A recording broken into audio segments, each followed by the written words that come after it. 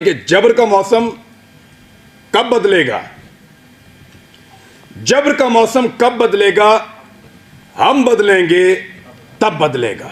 पाकिस्तान के अंदर एस्टेब्लिशमेंट को इस बात का शक अभी बाकी है कि यहां पे गद्दार भी हैं और बागी भी हैं। आप हमारे लिए हमारे मुल्क की जमीन को तंग कर दें तो आप मुहिब्बे वतन हैं, और हम अपनी जमीन पे आजादी से रहने का हक मांगें तो हम गद्दार हैं, हम बागी हैं। आप खुदा ना खास्ता कभी हार भी जाएं तो आप मुहिब्बे वतन हैं, और हम आपसे पूछें कि हुजूरे वाला ये क्या हुआ था तो हम गद्दार हैं, हम बागी हैं। आप किसी एक तजर्बे में नाकाम हो जाएं तो आप मुहिब्बे वतन हैं, और हम सिर्फ नाकामी की निशानदेही कर दें तो हम गद्दार हैं, हम बागी हैं। हम हंसें तो गद्दार हैं, रोएं तो गद्दार हैं, बोलें तो गद्दार हैं, चुप रहें तो गद्दार हैं, बात करें तो गद्दार हैं, ना करें तो गद्दार हैं, हम सवाल करें तो गद्दार हैं, जवाब मांगें तो गद्दार हैं, जवाब ना देने पर रिएक्ट करें फिर गद्दार हैं। क्योंकि हम पैदा हुए हैं हुजूर गद्दारी के लिए।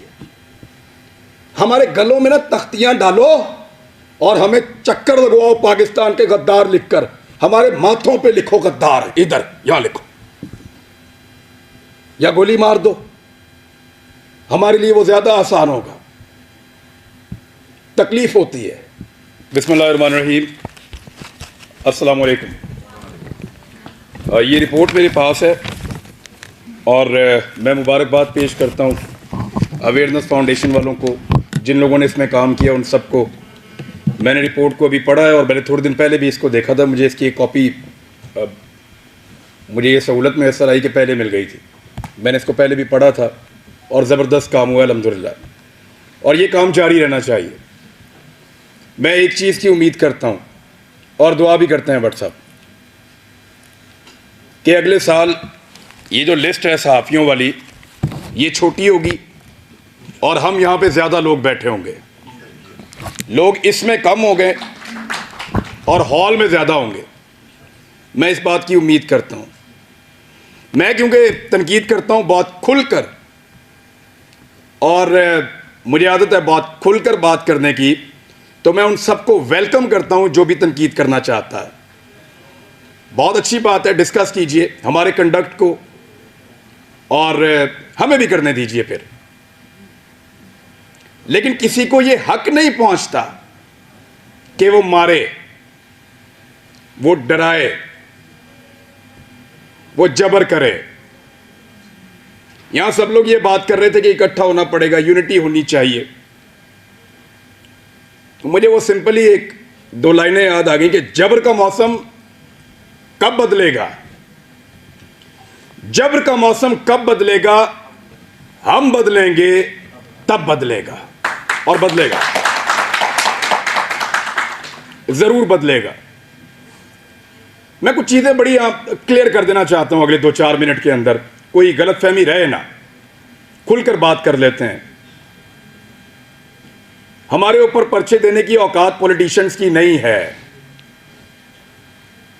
ये क्या बेचते हैं, पर्चा देंगे हम पे, कमजोर लोग, बुज़दिल। ये इमरान खान पर्चा करवाएगा, नवाज शरीफ करवाएगा, आसिफ जरदारी पर्चा करवाएगा हम पे। ये औकात है पर्चा देने की इनकी? भट्ट साहब नहीं करवा सकते। ये इनकी क्या जरूरत है कि हमारे ऊपर पर्चा करवाएं? पर्चा मेरे पे हो या मीर शकील पे हो, अरशद शरीफ पे हो या साबिर शाकिर पे हो, समी भाई पे हो या भट्ट साहब आपके ऊपर हो या जमीर भाई आपके ऊपर हो, ये नहीं करवा सकते पर्चा। ये जो पर्चा हमारे ऊपर होता है ना, बगावत का, गद्दारी का, इसके कॉपीराइट ही नहीं है पॉलिटिशियंस के पास। हर चीज के कॉपीराइट्स होते हैं ना। ये जो रियासत से बगावत का और गद्दारी का मुकदमा है, इसके कॉपीराइट इन सियासतदानों के पास नहीं है, वो इनके अब्बा जी के पास हैं, पाकिस्तान की एस्टेब्लिशमेंट के पास हैं कॉपीराइट्स।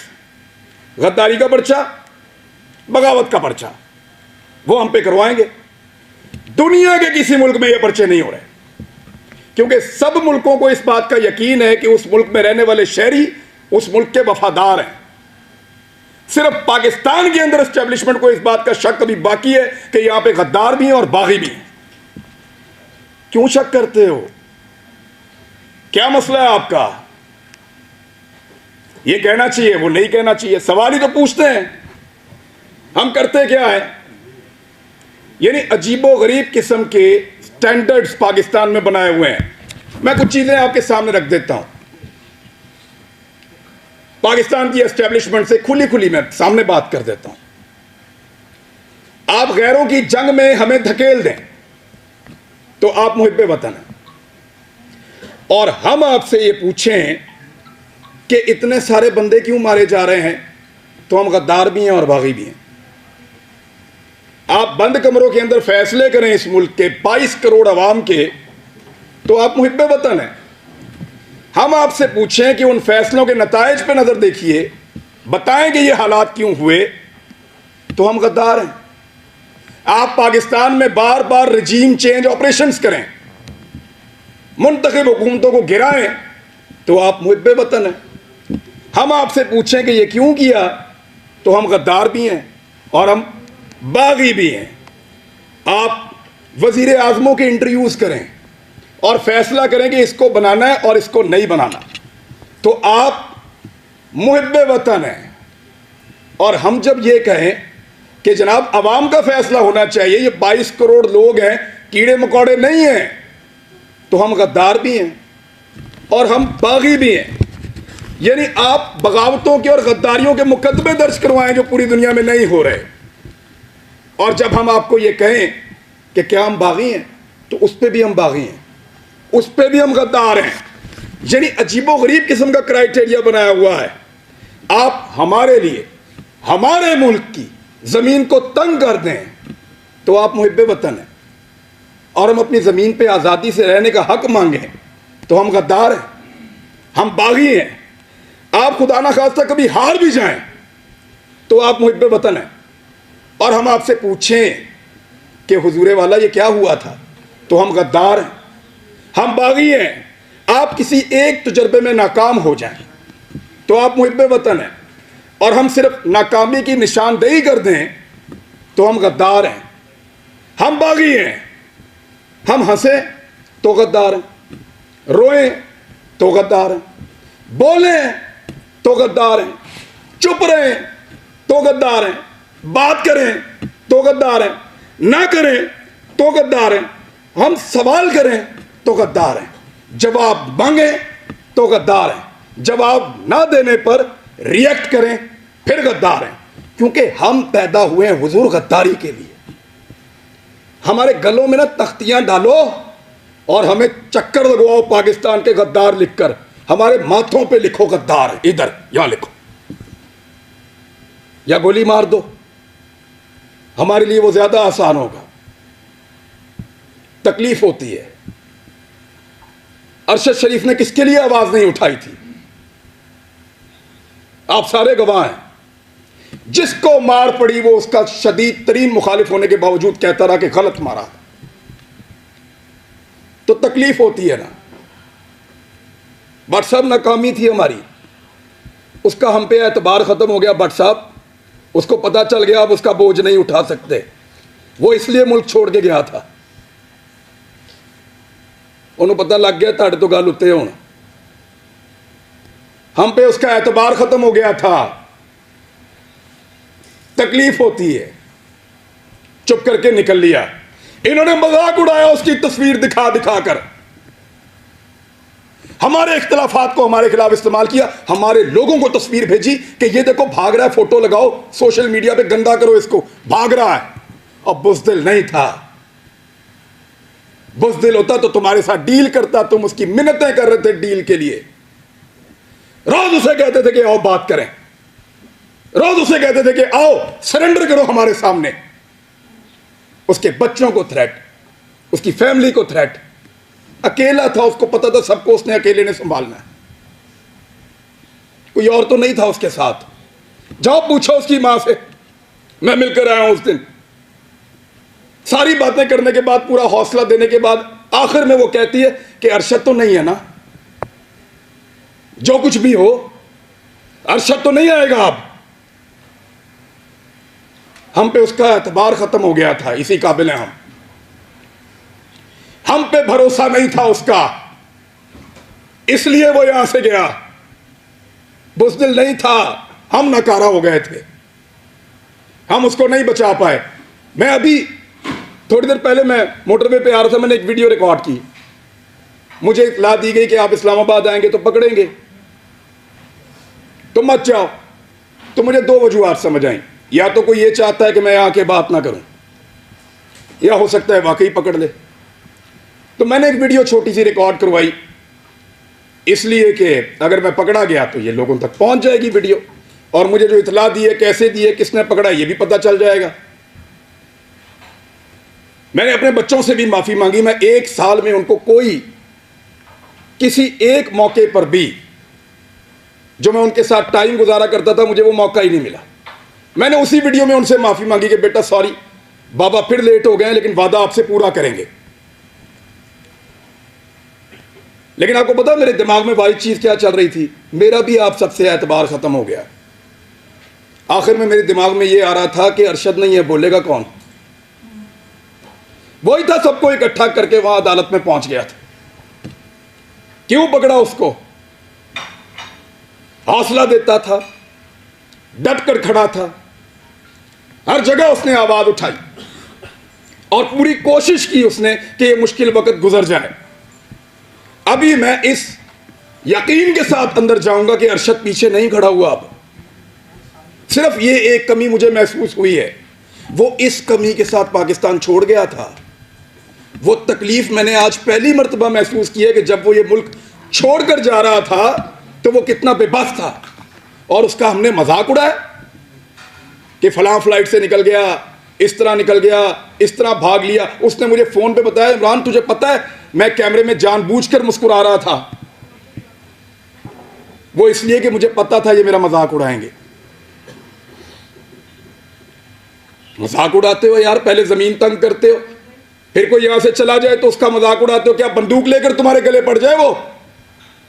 भाई बोलने का काम है उसका, साफी है वो अपनी साफत से टक्कर दे रहा था, देता रहेगा, शहीद है, तुम्हारे लिए निशाने इबरत बनेगा वो।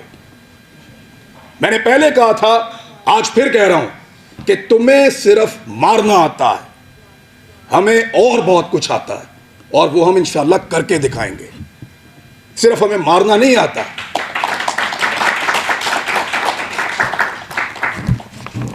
दबा दबा के और जिसको दबाया एस्टेब्लिशमेंट ने दबाया। हामिद मीर का प्रोग्राम में बड़ा खुश था उस दौर में जब बंद हुआ, क्योंकि हम भी एक अजीबोगरीब दुनिया में रहते थे। माशरत उलूम की किताबें पढ़ के आए हुए थे, लगता था सारे हीरो हैं, एस्टेब्लिशमेंट पाकिस्तान की बहुत वफादार है। सच्ची बात है, किसी की आंखें पहले खुल गई, किसी की बाद में खुल गई, लेकिन अच्छी बात है खुल गई। लेकिन मफादात की पट्टी बांध के कभी आंख बंद नहीं की, अल्हम्दुलिल्लाह। कभी इसलिए आंख बंद नहीं की कि मफादात की उसके ऊपर पट्टी बंधी हुई थी। जब मुतीउल्लाह जान पे हमला हुआ, मैं क्लिप आप सबसे शेयर कर दूंगा, मैंने मजम्मत की।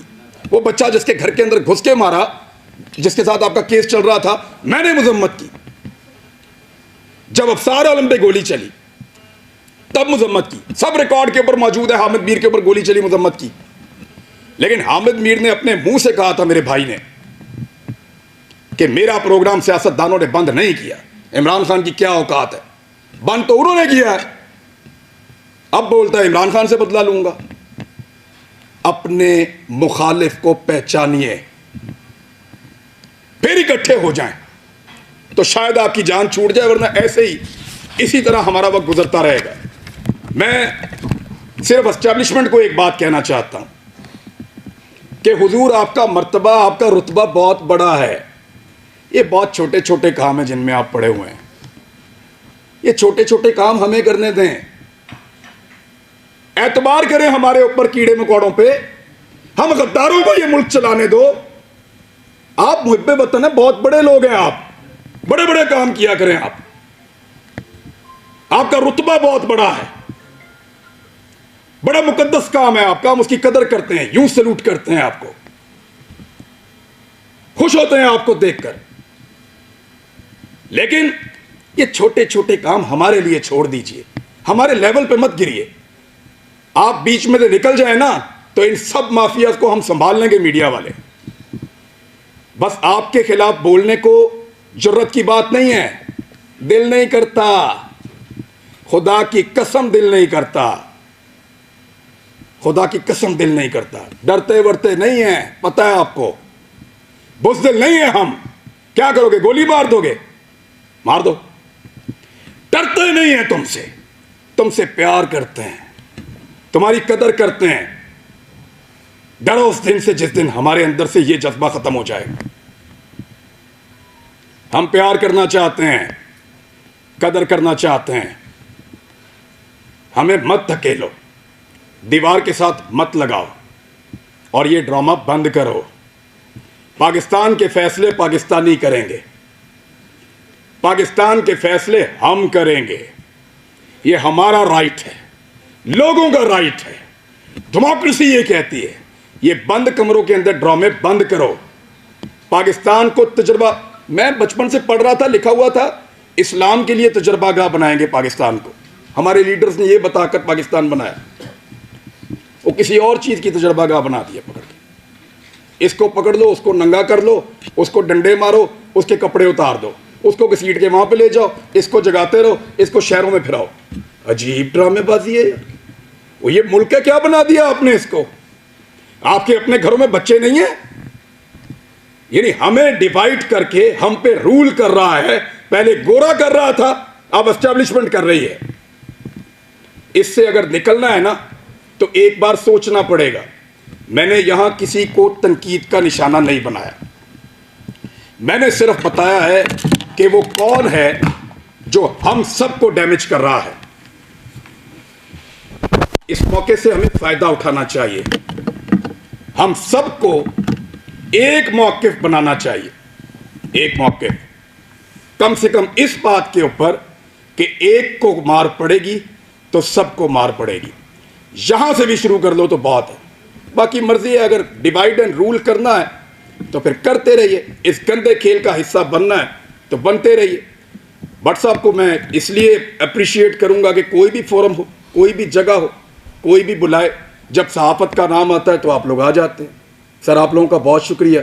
हालात बहुत मुश्किल है, जिस मुल्क का चीफ जस्टिस कहे कि वो बेबस है, उधर भट्ट साहब क्या करें बेचारे।